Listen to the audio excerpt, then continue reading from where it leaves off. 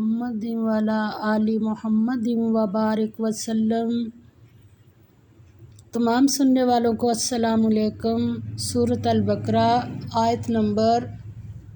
267 سے 273 تک۔ آئیے ہم دیکھ لیتے ہیں۔ ابھی بھی انفاق فی سبیل اللہ کی ہی باتیں چل رہی ہیں۔ اللہ تعالیٰ جیسے ہمیں سمجھانا چاہ رہے ہیں ایسے ہمیں سمجھ آ جائے اس کی۔ اعوذ باللہ من الشیطان الرجیم، بسم اللہ الرحمن الرحیم۔ یا ایھا الذین، اے لوگو جو آمنو ایمان لائے ہو، انفقوا خرچ کرو، من طیبات پاکیزہ یا عمدہ مال، ما کسبتم جو کماتے ہو تم، ومما اور اس میں سے جو اخرجنا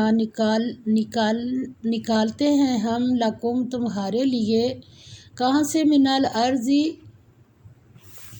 زمین سے، ولا اور نہ، تیمموا قصد کرو یا چھانٹو، الخبیثہ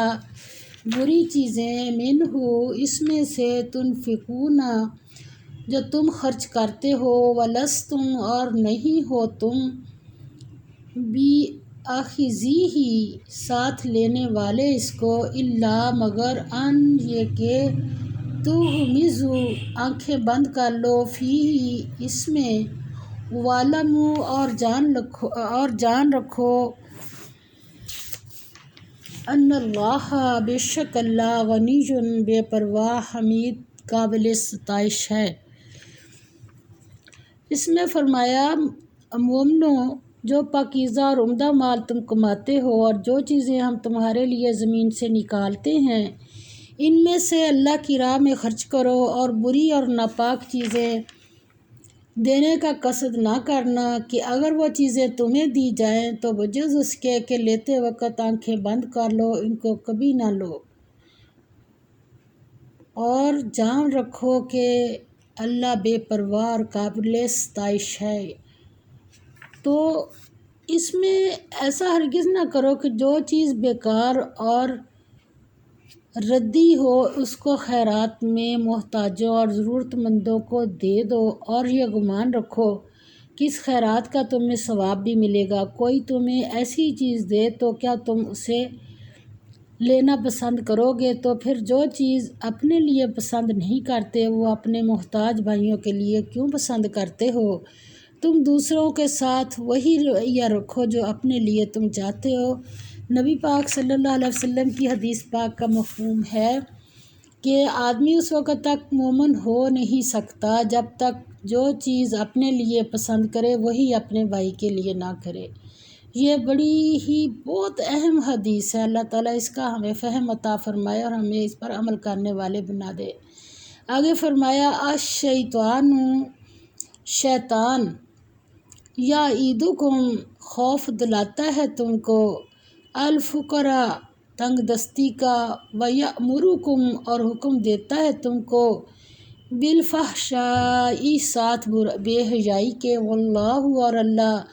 یعیدکم وعدہ کرتا ہے تم سے، مغفرۃ بخشش کا، منہ اپنی طرف سے، وفضلا اور فضل اور رحمت کا، واللہ اور اللہ، واسع بڑی کسائش والا، علیم سب کچھ جاننے والا ہے، یؤتی عطا کرتا ہے، الحکمت حکمت، من یشاء جس کو چاہتا ہے، ومن یؤت اور جس کو عطا کی جائے، الحکمت حکمت، فقد پس تحقیق، اوتیا ملی اس کو، خیرا نعمت، کثیرا بڑی، وما اور نہیں، یذکر نصیحت حاصل کرتے، الا مگر، اولو الالباب اہل عقل۔ اللہ تعالیٰ فرماتے ہیں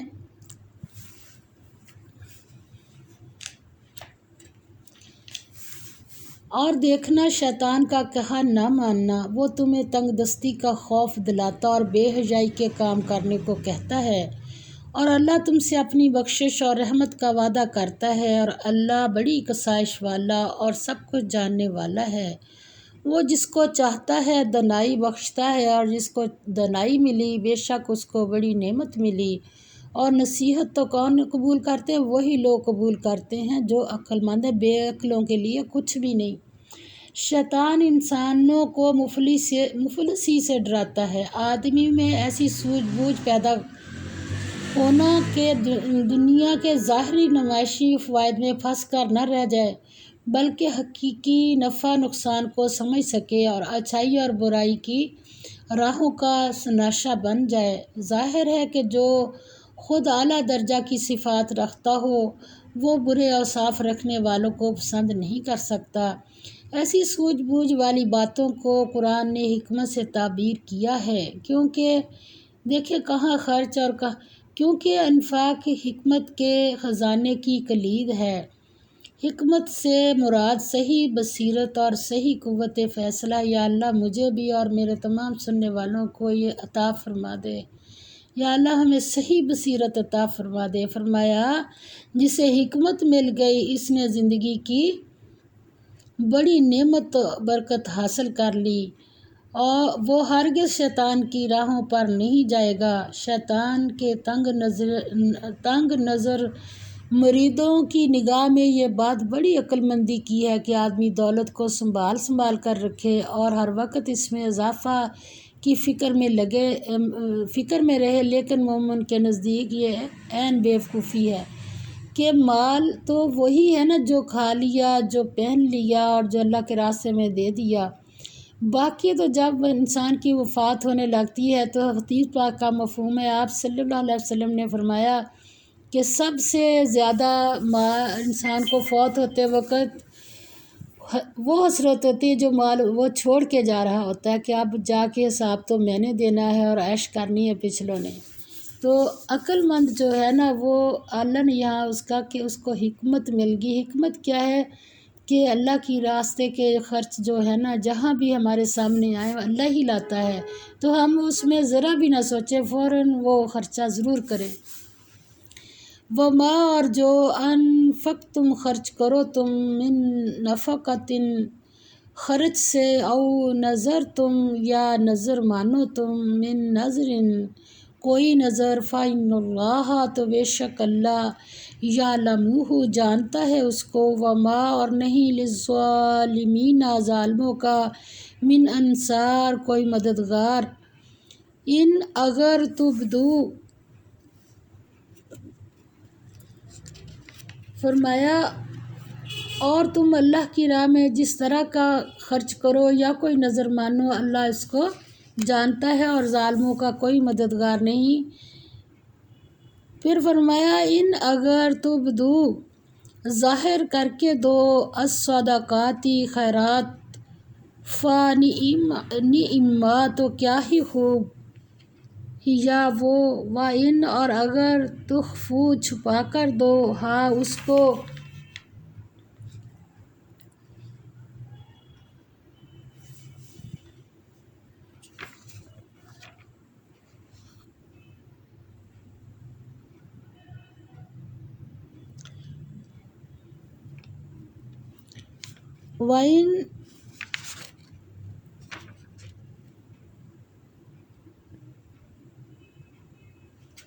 وَإِنْ اور اگر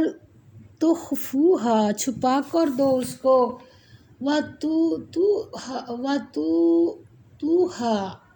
اور دو اسے الفقراء اہل حاجت کو، فہوا تو وہ خیر خوب تر لکم تمہارے لیے، وَيُكَفِّرْ اور دور کر دے گا عنکم تم سے، من سیئاتکم گناہوں سے تمہارے، واللہ اور اللہ بما اس سے جو تعملون تم سب کام کرتے ہو خبیر باخبر ہے۔ اللہ تعالیٰ نے فرمایا پہلی بات تو اور تم اللہ کی راہ میں جس طرح کا مال خرچ کرو یا کوئی نظر مانو تو اللہ اس کو جانتا ہے اور ظالموں کا کوئی مددگار نہیں۔ فرمایا اگر تم خیرات ظاہر دو تو وہ بھی خوب ہے اور اگر پوشیدہ دو تو اور بھی اہل حاجت کو تو ان کو دو تو وہ خوب تر ہے۔ یہ دو دھیان رکھنے ہیں، ایک تو پوشیدہ طور پر اور پھر وہ حاجت مند بھی ہو، تو بہت ہی خوب تر اللہ تعالیٰ نے اس خیرات کو کہا ہے۔ اور اس طرح کا دینا تمہارے گناہوں کو بھی، سبحان اللہ، اس طرح کا دینا تمہارے گناہوں کو بھی دور کر دے گا، اور اللہ کو تمہارے سب کاموں کی خبر ہے۔ ریاکاری کے خیرات سے روکا گیا ہے، اس کا یہ مطلب نہیں کہ جب تک پوشیدہ طور پر خیرات نہ کر سکو تو خیرات کرو ہی نہیں، یا خواہ مخواہ پوشیدگی کے تکلف میں پڑھ کر خیرات کے عمل میں رکاوٹ ہو۔ اصل بات یہ ہے کہ دل میں اخلاص ہو، اپنی طرف سے کوئی ایسی بات یا نمائش کا جذبہ نہ ہو۔ چھپا کر نیکی یا خیرات کرنے سے آدمی کے اصل جو بات اسے حاصل ہوتی نا، اس کی اپنے نفس کی اصلاح ہوتی ہے، اور اس سے اس کے اوصاف حمیدہ نشو و نما پاتے ہیں اور بری صفات دور ہوتی ہیں صدقہ خیرات چھپا کر کرنے سے۔ یہی بات اس کو اللہ کے نزدیک بھی کرتی ہے، اللہ کے ہاں مقبول بنا دیتی ہے، اور وہ اس کی تھوڑی خطاؤں کو خوبیوں کے مقابلہ میں معاف کر دیتا ہے۔ سبحان اللہ، اللہ تعالیٰ اس طرح کا ہمیں خرچ کرنے کی توفیق عطا فرما دے۔ آگے فرمایا، لیسا نہیں ہے علیکا تم پر ہداہم ہدایت دینا ان کو، ولیکن اور لیکن اللہ یہدی ہدایت دیتا ہے من یشاء جس کو چاہتا ہے، وما اور جو تنفقو خرچ کرو گے من خیر مال سے، فلی انفسکم تو لیے تمہارے اپنے، وما اور نہیں تنفقون تم خرچ کرتے، الا مگر ابتغاء طلب کرنے کو، وجہی خوشنودی اللہ کی، وما اور جو تنفقو تم خرچ کرو گے من خیر مال سے، یوفا وہ پورا دیا جائے گا، الیکم تمہاری طرف، وانتم اور تمہارا، لا تظلمون نہیں نقصان کیا جائے گا۔ تظلمون کیا چیز ہے؟ بہت ہی ہلکی باریک، اتنا بھی نقصان نہیں تمہارا ہوگا۔ تو اللہ تعالیٰ فرماتے ہیں کہ اے محمد صلی اللہ علیہ وسلم، تم ان لوگوں کی ہدایت کے ذمہ دار نہیں ہو، بلکہ اللہ ہی جس کو چاہتا ہے ہدایت بخشتا ہے، اور مومنو تم جو مال خرچ کرو گے تو اس کا فائدہ تمہیں کو ہے، اور تم تو جو خرچ کرو گے اللہ کی خوشنودی کے لیے کرو گے۔ اس کا بہت دھیان رکھنا چاہیے، یہ نہیں دیکھنا چاہیے کس کو دے رہی ہوں، یہ دیکھنا چاہیے کہ اللہ اسے قبول فرما لے، بس جو اصلی چیز ہوتی ہے۔ جب بھی ہم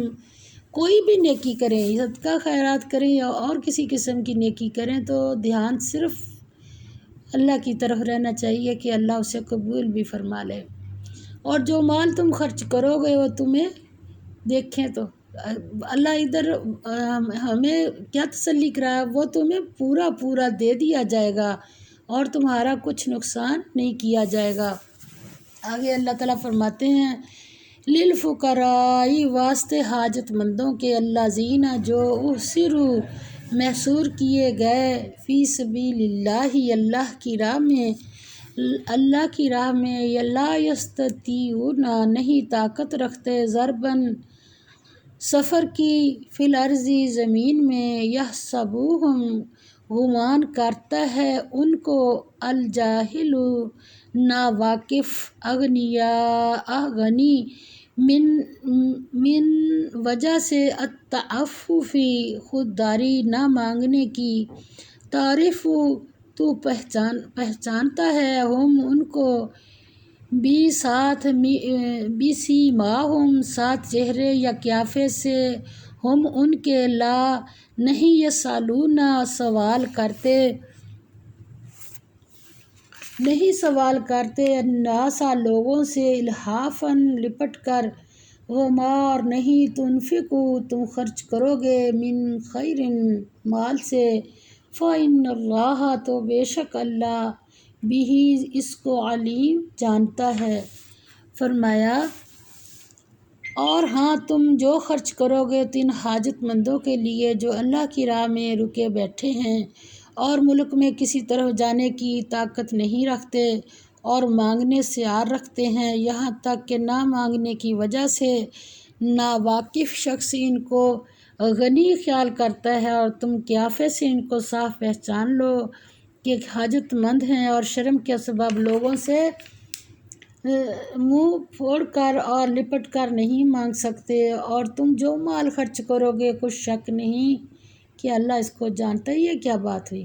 کہ خوددار ہیں، اور پھر تم جو خرچ کرو گے کچھ شک ہی نہیں اس میں کہ اللہ جانتا ہے۔ کہ اب ایسے لوگوں کو دے کے ان کی نشریات نہیں کرنی کہ میں نے فلاں کو دیا، مجھے پتہ چلا ایسے لگا جیسے اس کے حالات صحیح نہیں۔ یہ ہماری بہت بڑی غلطی ہے، خوددار بندے کو چھپا کے بھی دینا ہے اور پھر اس کو نشر بھی کر دینا ہے، یہ بہت دھیان رکھنے والی بات ہے۔ تو اللہ تعالیٰ فرماتے ہیں خیرات کا ایک ضروری مصرف یہ ہے کہ ان لوگوں کی مدد کی جائے جو دنیا کے کام کاج کا دھندا چھوڑ کر دعوت حق کی خدمت کے لیے وقف ہیں۔ نہ تو ان کو اپنی معاش پیدا کرنے کے لیے کوئی جد و جہد مقدورت ہے اور نہ کوئی دوسرا ذریعہ، یا تو اتنا ٹائم بھی نہیں ہے کہ اللہ کے راستے میں لگے ہیں، اور نہ کوئی دوسرا ذریعہ معاش رکھتے ہیں۔ شب و روز دین و ملت کی خدمت میں مشغول ہیں، حالت ان کی حاجت مندوں کی مگر صورت بے نیازوں کی۔ ایسے افراد کی خبرگیری ہر مسلمان پر فرض ہے، اس لیے خصوصیت کے ساتھ اس پر توجہ دلائی۔ لوگ بالعموم ان کو خیرات کا مستحق سمجھتے ہیں جو کاسہ گدائی لے کر بھیک مانگتے ہیں، چست و چالاک ہوتے ہیں، لیکن ایک خوددار حاجت مند کو کوئی نہیں پوچھتا، حالانکہ سب سے زیادہ مستحق ایسے ہی افراد ہیں۔ اس ضمن میں یہ بات بھی ضروری ہے کہ خیرات دینے والوں کو چاہیے کہ ایسے افراد کو تلاش کر کے دیں، اور لینے والوں کو چاہیے کہ سوال کر کے اپنی خودی اور عفت کو تاراج نہ کریں۔ یعنی دین کے کاموں میں لگے ہیں تو پھر اللہ مالک ہے، اللہ تعالیٰ ڈالے گا جس کے دل میں، وہ خود ہی ان کی مدد کر دیں گے۔ یہ اس کا حق نہیں بنتا کہ جو ایسے کاموں میں لگے ہیں ان کی شان کے خلاف ہے کہ کسی کے آگے ہاتھ پھیلائیں۔ تو فرمایا اور لینے والوں کو چاہیے کہ سوال کر کے اپنی خودی و عفت کو تاراج نہ کریں، یہ ان کی شان کے خلاف ہے، وہ بے نیاز رہیں، اور دوسرے لوگوں کا فرض ہے کہ وہ فرض کہا ہے اللہ نے، اور دوسرے لوگوں کا فرض ہے کہ وہ ایسے افراد کی بے مانگے مدد کریں۔ اللہ تعالیٰ ہمیں صحیح پڑھ کر صحیح عمل کی توفیق عطا فرما دے، اور ہمارے کاموں کو جو بھی ہم اللہ کے راستے میں کرتے ہیں قبول و منظور فرما لے۔ وآخر دعوانا الحمد للہ رب العالمین، آمین یا رب العالمین۔